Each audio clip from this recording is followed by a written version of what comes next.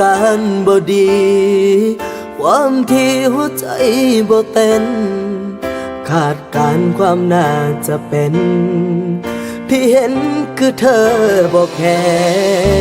บ่ได้มีอาการแทรกซ้อน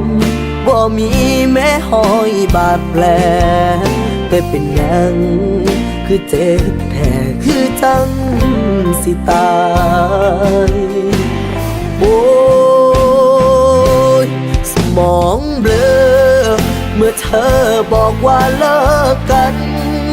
อาการโคม่ากระทันหัน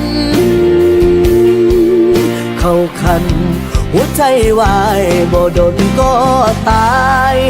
บ่นานก็คงสิ้นใจ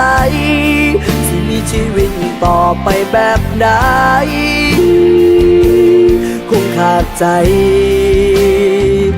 เมื่อบ่มีเธอจักสิอยู่จังใด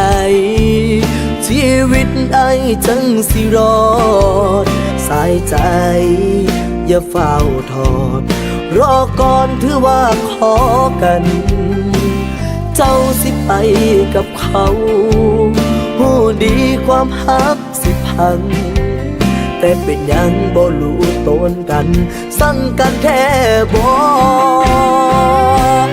สมองเบลอเมื่อเธอบอกว่าเลิกกันอาการโคม่ากระทันหันเข้าคันหัวใจวายบ่ดนก็ตายบ่นานก็คงสิ้นใจสิมีชีวิตต่อไปแบบใดคงขาดใจเมื่อบ่มีเธอ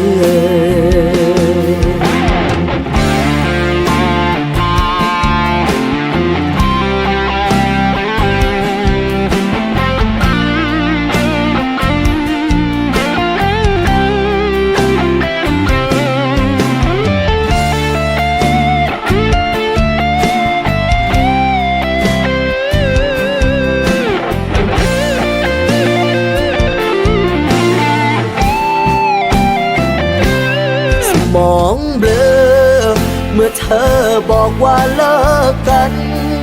อาการโคม่ากระทันหันเข้าคันหัวใจวายบ่ดนก็ตาย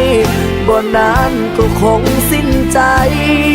สิมีชีวิตต่อไปแบบใดคงขาดใจ